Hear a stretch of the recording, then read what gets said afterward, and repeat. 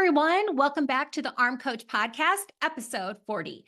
I want to let you all know there is still time to grab my Armed for the Holidays program, where I give you all the tools and resources you need to stay on track with your nutrition and fitness, even with all the holiday craziness. So be sure to grab the program at a super discounted price in the podcast description of this episode.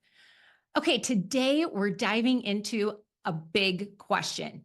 Do you really need to cook to eat well and tone your arms? It's a hot topic, and I know this one might ruffle some feathers, but that's exactly why we're talking about it. Now, before we dive in, let me remind you of one thing. There is no one size fits all when it comes to eating well. So grab your coffee, your green smoothie, or whatever feels right, and let's get comfortable. By the end of this episode, I promise you'll have a clearer picture of how to own your eating habits and make them work for you, not the other way around. I've worked with women who say they hate cooking, that it feels like one more thing on their never-ending to-do list. Others say they love it. It's therapeutic, almost meditative. Then there are those who sit on the fence, right? Cooking just enough to get by, but secretly wishing that they didn't have to. Well, here's the truth. Whether you love it or hate it, cooking isn't the only way to eat well. But before you swear off the kitchen forever, let's kind of unpack how your relationship with cooking might be holding you back from eating in a way that serves you and, yes, helps you tone those arms. So how do you associate your cooking or not cooking with your eating, right? Your self-control and your good or bad habits. Really think about that, right? Think about that, because here's where I'm going to push you out of your comfort zone. We love to blame the food, don't we? Oh, it's because I eat out too much, or I'm not good at cooking, or even cooking takes up too much time, so I end up eating junk. Let's just call it out for what it is. Excuses. If you're blaming how you eat or where you get your food for why you're stuck, it's time for a wake-up call. Because here's the truth, and it's probably going to sting. The food isn't the problem. Your thoughts are. Your habits, your mindset, your refusal to take ownership of your choices, that's the real issue. Food doesn't just jump into your mouth on its own. Whether it's a 5-star meal at a restaurant, a prepackaged salad, or some gourmet home-cooked creation, right? You and your thoughts are the common denominator. So let's dive into this idea of safety when it comes to eating habits. You might think that by eating at home, you're in control, following the rules and sticking to your plan. But here's a question for you. Is this really true, or are you just hiding from the real work? You tell yourself, I feel safer eating at home. But is it actually safer or just easier? Easier because you don't have to face temptation. Easier because you don't have to navigate a menu. Easier because you've convinced yourself that home cooking is the magic bullet to control. Now, let me be clear. This isn't about food safety or nutritional benefits. This is about the mental safety net you've created by putting home cooking on a pedestal. And if you think that's harmless, think again. This belief might actually be holding you back. Okay, here's an example.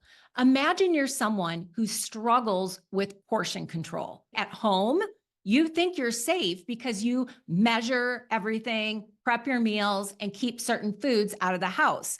But then when you're at a restaurant, you panic.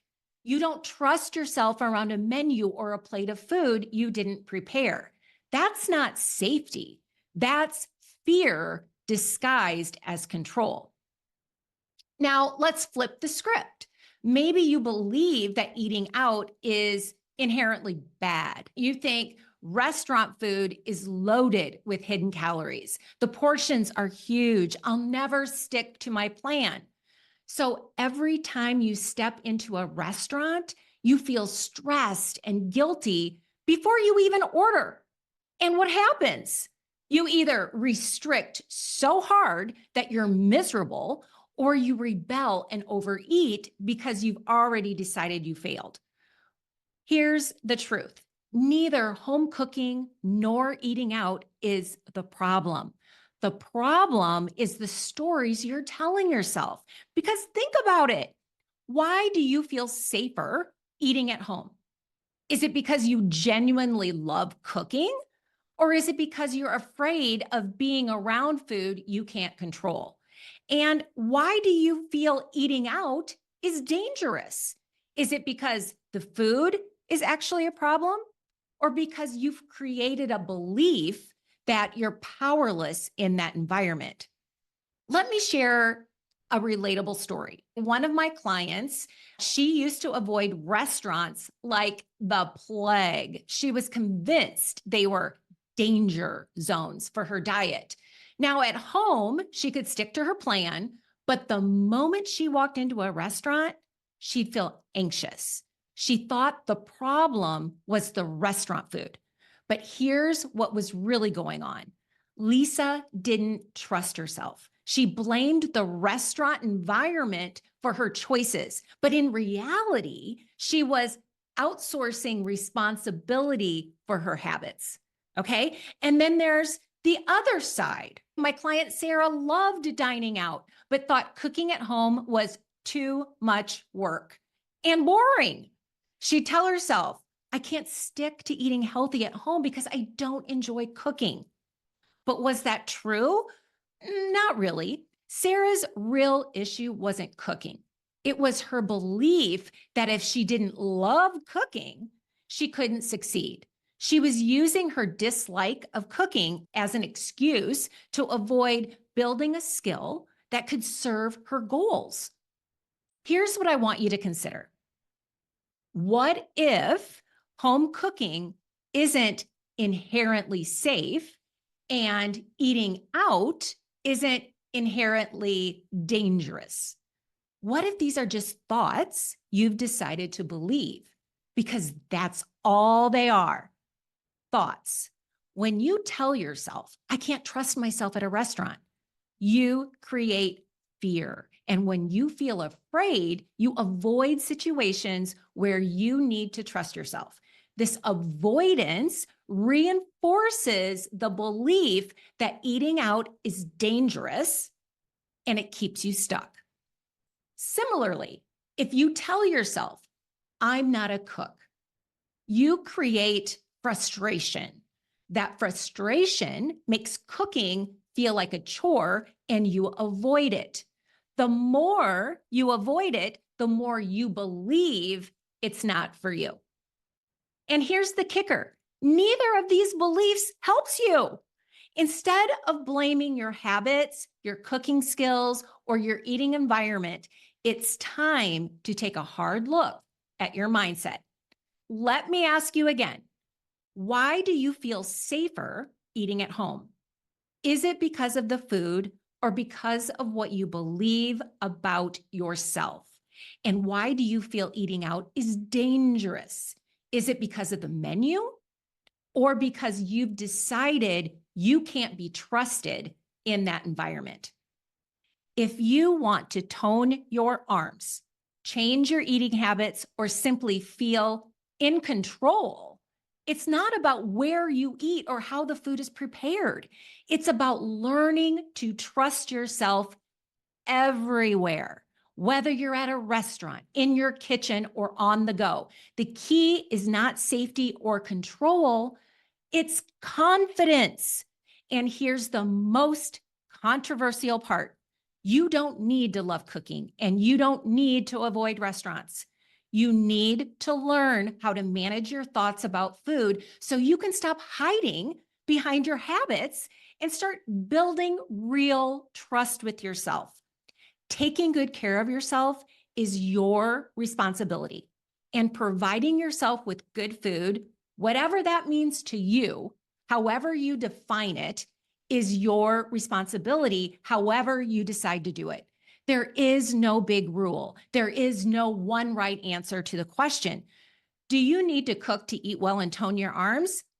It's however you decide to do it, but it's time. It's time to make peace with what you need. And it's time to stop resenting what you need to do to take care of yourself. Let's break this down step by step so you can take charge of how and what you eat always. This is about your choices, no matter your schedule, family situation, or preferences, okay? You are in control, whether you eat at home, order takeout, or dine out. Start by making a decision that feels good to you right now.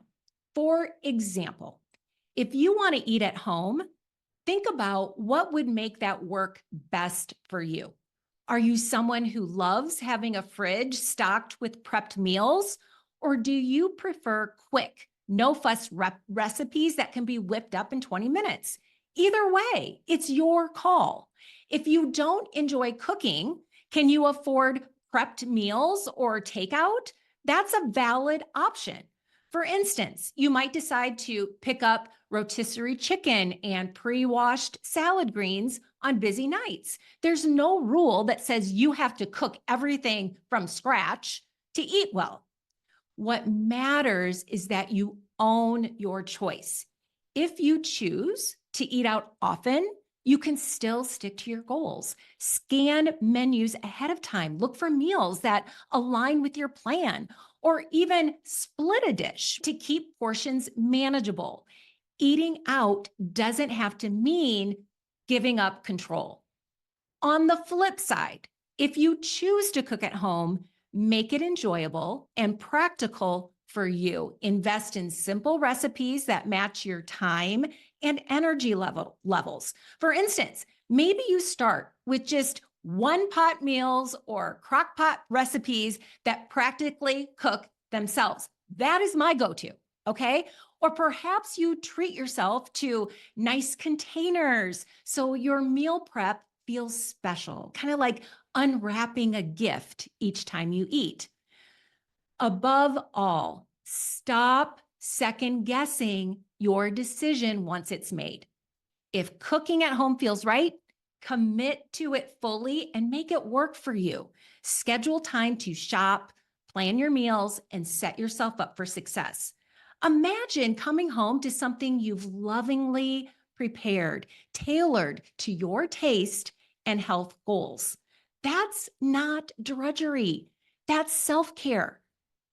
If cooking isn't your choice, that is okay too. Okay. The key is recognizing that it is a choice and removing the guilt around it. You can eat healthfully and mindfully no matter where or how the food comes to you. You're probably wondering, Christine, what does any of this have to do with toning my arms? Here's the connection.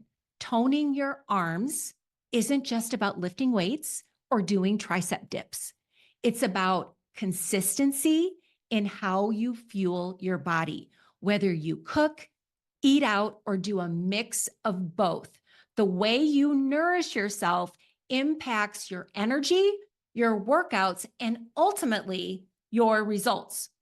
If you're constantly stressed about food, whether it's from cooking too much or not feeling in control when eating out, you're sabotaging your progress. Stress leads to inconsistency, and inconsistency leads to frustration. So your job isn't just to choose how to eat, it's to make peace with that choice and own it. So you can see that I'm not pushing you into one camp or another. I want you to look inside and ask yourself some investigative questions. What do you want? What results do you want? How do you want to feed yourself each day? And what are you willing to do to make it happen? Once you figure this out, you can start to take steps to make it happen. Here's your homework for this week. Number 1, reflect. Okay, are you a cook, a takeout enthusiast, or are you somewhere in between? Number 2, decide. What would your ideal eating routine look like? Okay, and then number 3, experiment. Try one new thing this week, maybe batch cooking, ordering from a healthier restaurant, or testing a new frozen meal brand.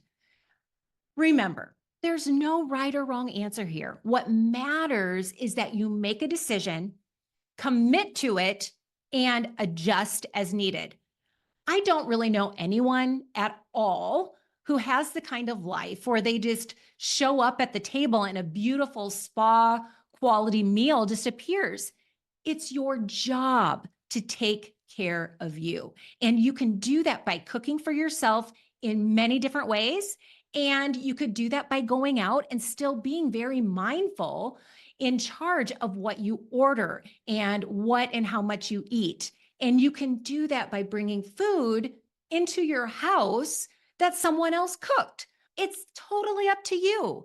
And that's the beautiful thing. What I want you to do now is make peace with yourself, your desires around how you want to eat, and then make it happen. You can do this. You can choose to do this arm toning journey many different ways.